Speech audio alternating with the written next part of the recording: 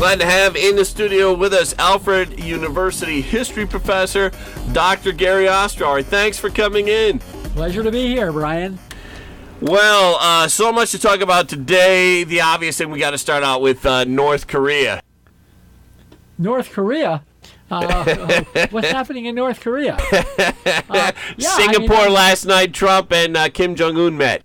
Well, it is. That's obviously a big surprise. Who would have guessed this, a year ago? And I think in some ways it reminds me very much of what happened back in 1970 and 1971, when President Nixon, who was, an anti-communist conservative, winds up, kind of breaking the ice between the United States on one hand and communist China on the other. Can I stop you right there? You were there at the time. How did the anti-communist conservatives react to that? Well, first of all, I wasn't exactly there. I was certainly, right. I was around, and it took everybody by surprise. I think that the conservative camp in the United States back in 1971 was somewhat split. There are people who were, in a sense, just born and weaned, and they grew up on anti-communism. Anti-communism, in a sense, was the glue that was holding American foreign policy together back during that period, and it was expressed, of course, in the Korean War, expressed again during the Vietnam War. The Chinese Communists were supporting the North Koreans back during the Korean War, of course the North Vietnamese during the next war. So I think that there are some conservatives who were very, very upset by this, and I think a good example, I might add, was Barry Goldwater, who had been the conservative Republican candidate for president back in 1964, and there are others who simply fell into line behind Nixon. And I think that, in a way, you may have something of a parallel today. I'm not so sure that, all conservatives are completely aligned behind President Trump in respect to his overtures to North Korea. On the other hand, the Republican Party today has become, as John Boehner has said fairly recently, it's no longer the Republican Party, it's now the party of Trump. And I would guess that probably 75% of all Republicans are going to follow the president on this. But, that remains to be seen. What I find rather, startling is the degree to which the North Koreans are agreeing to, at least in terms of what they have said so far, to, quote, denuclearize. But that's a long process. We really don't know what's going to happen in the long run. And I say the long run in the sense of, maybe it's not the long run, maybe it's the medium run. But this process is going to take years. It doesn't take just a couple of days. It's not one meeting that's going to resolve all of this stuff. And so while the North Korean President Kim may indeed argue that, or at least, claim that, they're going to denuclearize, it remains to be seen whether this denuclearization is going to be genuine. It remains to be seen how thorough it's going to be. It remains to be seen what the price that the North Koreans are going to demand from the Americans are going to be. One of the criticisms I heard on one of our talk shows this morning is that there's no checks and balance. There's no way of checking how denuclearizing it's going to get over in North Korea. Well, we don't know the answer to that right now. What President Trump has argued, or at least not so much Trump himself, but some of his advisors have argued, is something called CVID. Okay, CVID. And what that means is, what it stands for, it's an acronym. What it means is complete denuclearization, verifiable denuclearization, immediate denuclearization, and then the D stands for the destruction of all nuclear facilities in North Vietnam. Well, we don't know how many nuclear facilities there are. We know there are at least 141 of them.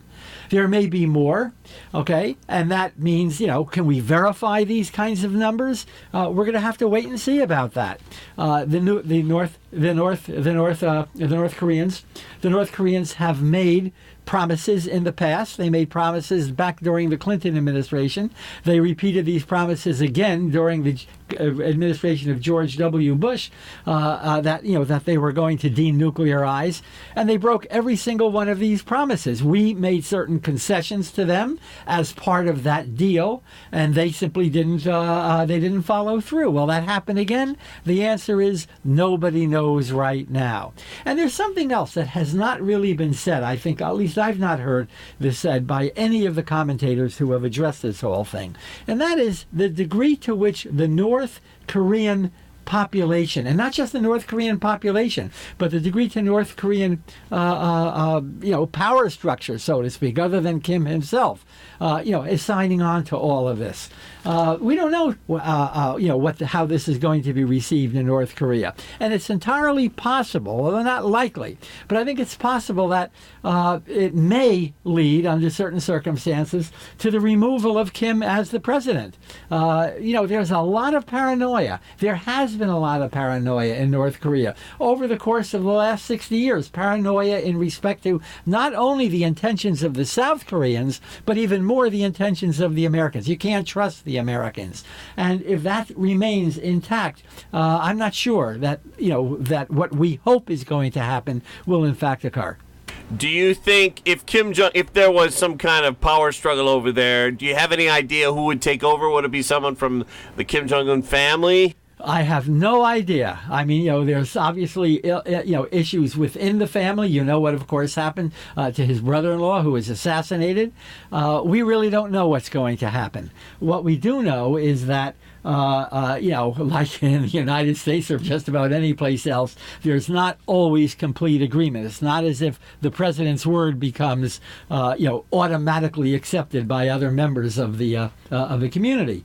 So yeah, we're going to have to be a little bit patient on this. And Brian, I ought to make one other comment, if I may, and that is that the process of quote denuclearization is a fairly involved, a fairly complex process. It involves, among other things, the dismantling of weapons. It involves limiting uranium enrichment. Will there be no uranium enrichment? Will there be a little bit, as there was, let's say, with the Iran deal? It involves the disabling all of the reactors in North Vietnam, in North Korea. And when I say the reactors, some of these reactors may be utilized for peaceful purposes, some of these for military purposes, and some of them, of course, and maybe all of them, can go both ways. So to what extent, in other words, is that going to happen? It involves, and probably should involve, the end of plutonium production in North Korea. It involves inspection, and when I say inspection, I mean inspection of all of the sites. I mentioned before that we know right now of 141 sites that to one degree or another are involved in the nuclear program in North Korea. There may be even more that are involved, and we're going to have to inspect these things. Are we going to be able to inspect them, and for how long are we going to be able to inspect them? Because we really need to inspect them, not just this year, not just next year, not simply in 2020, but forever. And finally, and very, very importantly, we have to curb the missile program in North Korea. Now, this is complex. The details have not even begun to be worked out. We have a president who has little interest in the details. So, what I guess I'm saying is that there's a lot of water that has to, flow under this bridge before we can safely say that we have achieved our objectives. Talking live this morning with Alfred University history professor Dr. Gary Ostrower, just searching the headlines this morning from CNBC. After North Korea, Trump now wants a real deal with Iran. Another headline from the the Jerusalem Post. Senator Joe Lieberman hopes Iran will follow North Korea's lead on denuclearization. Your thoughts, Dr. Ostrower? Well, first of all, just a very, very small correction. Lieberman is the Israeli foreign minister. It's not, I assume that's who it is. Oh, you're right. I thought it was Joe Lieberman. Yeah, no, I think it's the Israeli foreign minister. You're correct. Yeah, look, I think that the Iranians are probably not going to follow the North Koreans unless they get certain kinds of concessions from the U.S. that we are certainly unwilling to make, at least at this point. Secondly, right now, so far as the Iranians are concerned, we have an agreement that has 12 years left, so to speak, in that agreement, which means that after 12 years, the Iranians can once again resume, legally, resume their nuclear program.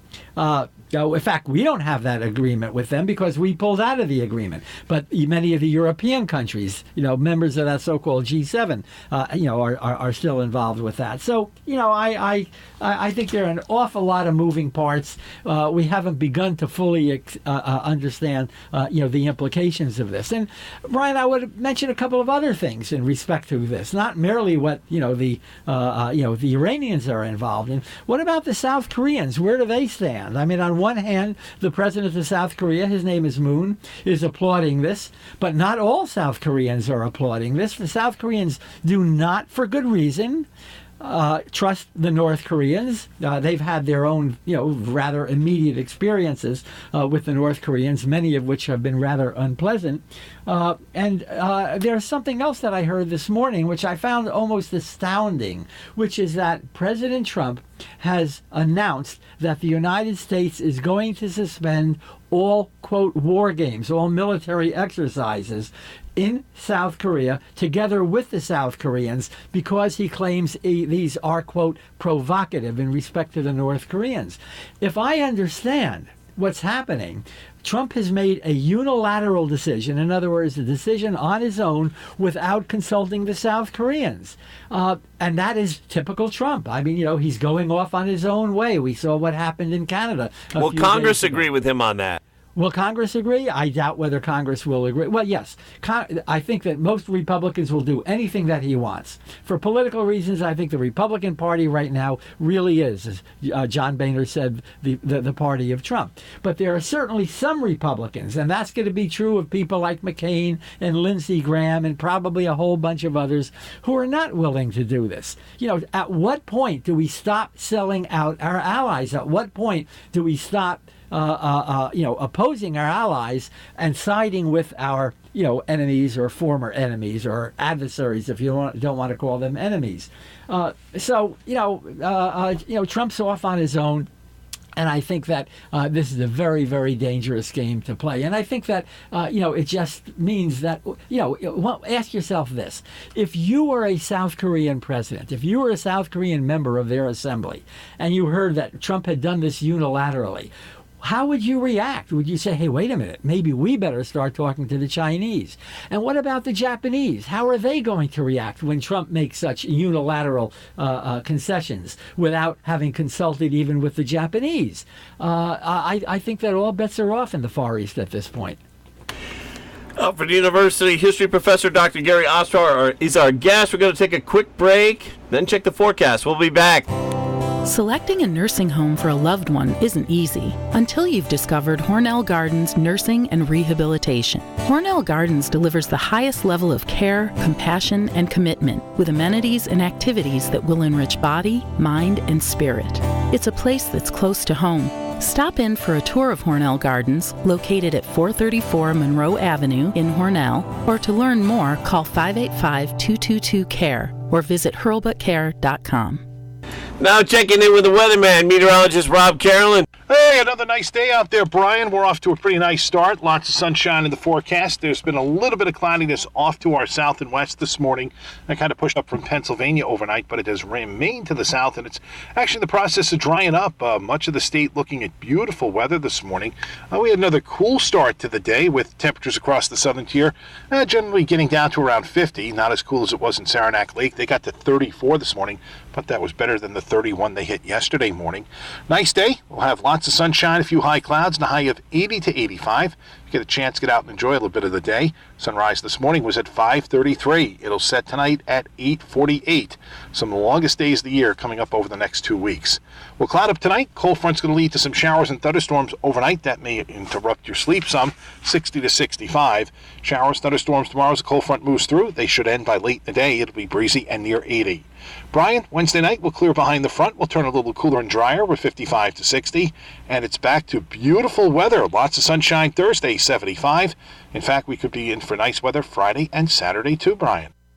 Thank you, Rob. Back with AU history professor Dr. Gary Ostrower. Dr. Ostrower, Nixon and Trump question.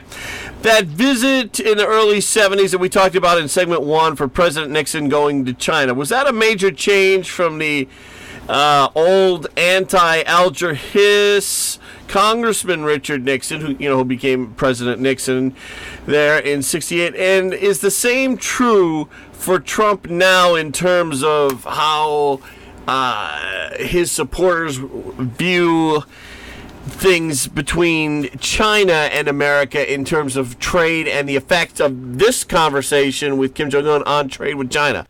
Well, it's a complex question. If I can just focus on 1971 for a moment, and then perhaps I can move toward the current period. In 1971, we had something of a revolution in respect to our diplomatic relationship with China. From 1949, when the Chinese Communist Revolution finally succeeded in overthrow the nationalist anti-communist government in China, from 1949 until 1971, the U.S. had no diplomatic relations whatsoever with China. To the extent that we dealt with the Chinese, it was always through other parties like the Canadians or the Polish government. So, we were very anti-China, and that was at least in part a reflection of the degree to which the Chinese had aided the North Koreans during the Korean War. We had virtually won the Korean War back in November, by November of 1950, and then the Chinese moved into the war, and it became a much more difficult war, ultimately a stalemate. What happened in 1971 is that Nixon, who was an old-line anti-communist, had been one of the people who had led the charge against the Chinese communists in 1949 and 1950, now completely flipped over, and he went to the other side. And he and his Secretary of State, Henry Kissinger, organized, if you will, this diplomatic revolution. Why did they do it? And I think they did it for three reasons. Number one, because the United States wanted Chinese pressure placed on the North Vietnamese during the Vietnam War. Okay, we're involved in a war. The North Vietnamese were certainly not giving up. We had already announced that we were removing our troops from Vietnam. We needed help there to end that war, and we thought that the Chinese would be our best instrument to do that. Secondly, because we wanted leverage against the Soviet Union. In other words, instead of viewing the Soviets and the Chinese as a monolithic bloc on one side and we on the other side, we would utilize the Chinese, so to speak, against the Soviets. By 1971, we understood that there was a lot of tension between the Soviets and the Chinese. By 1971, we realized that there even had been some, military conflict between the two of them on what was called the Amur River. And so we saw the Chinese as a kind of not neutral, but as a third wheel, so to speak, that we might utilize in respect to the Cold War. And thirdly, there was trade. Okay, there was American trade, with the potential, at least, of American trade with China, and of course Chinese trade with the United States. But of those 3 points, trade was the least important rather than the most important. Now, so far as Trump is concerned, Trump did not have, certainly in respect to North Korea or with China or with anyone else, I don't think he has any convictions. I think his, convictions are what will serve his own interests. Trump was a Democrat for most of his adult life, not a Republican. He was certainly not a conservative. He may have been kind of a bigot, if you will, but he was certainly not there was no consistent political philosophy as there was with Richard Nixon. And so, nothing that Trump does along these lines should be particularly surprising. What is surprising, to me at least, is the degree to which the Republican Party, conservatives in the Republican Party, have gone along with Trump. So, for instance, and if I can just move a little bit away from the Korean situation for the moment, the Republican Party, the modern Republican Party, conservatives in the Republican Party, have really been fixed on two principles. Number one, the principle of smaller government, and number two, the principle of free trade. Okay? And yet we find the Republican Party now completely jettisoning conservatives, moving away from their insistence on free trade and accepting Trump's trade policies which involve protectionism. That is to say, the erection of tariff walls against other countries in a way that really undermines, I think, whatever Republican principles we might have described in that area. Are all Republicans aligned with this? I think the answer is no. I think that there's probably a lot of private grumbling, but at least publicly, there's very, very little conservative criticism of Trump for this for this trade policy. And I think that there's going to be something of the same, very little public grumbling in respect to what's happening in respect to his Korea policy. We've been talking with the Alfred University history professor, Dr. Gary Ostrower, down to the last minute and a half. Dr. Ostrower, I wanted to ask you, NYSUT, the New York State Teachers Union, they've been putting pressure on Senate Republicans to vote for a Senate Bill 8301 so that there's less testing in schools in New York State. From having spoken to teachers, they feel that the students are over-tested and that's all they do these days. This is something Governor Andrew Cuomo wanted. They never did. Did you have any thoughts there? Yeah, I think that we need more testing, not less testing. I happen to be a strong supporter of the Common Core. I believe that American education is, to a certain extent, dumbing down to the point where we are not being competitive with students who are graduating from the equivalent of high schools in other countries, certainly the Scandinavian countries, certainly the European countries, and I might add even Canada. And Brian, if I can just make a comment about Canada before we end today. Sure thing. President Trump, day before yesterday, and some of his spokesmen the day before yesterday, said that Canada, that the Trudeau, the Prime Minister of Canada, had stabbed the United States in the back.